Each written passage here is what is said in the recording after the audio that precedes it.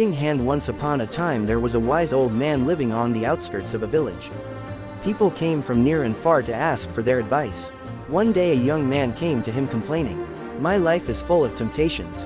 People mistreat me in an unfair way. Those I trust will betray me, those I harm will bite me. I always try to do good, but the good I do is rarely seen by people. Now I am tired of everything." Hand. This wise old man listened carefully and instructed the young man to add a handful of salt to a narrow pot. The young man did as he was instructed. Then they said, "Drink from the jar now." The young man drank a little and sighed back, "It's very vinegar," he said. The old man shook his head, gave him a handful of salt, and took him to the shores of a lake, saying, "Come with me now."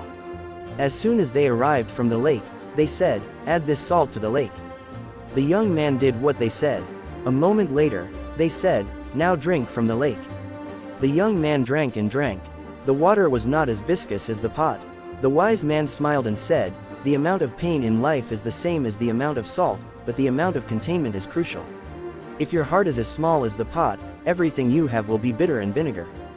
But if your heart is as big and wide as the lake, your pain level will decrease with the same problem, so expand your heart and don't wash it and let the pain control you." Right finger pain is inevitable in our lives, but how we receive it depends on the breadth and wisdom of our hearts.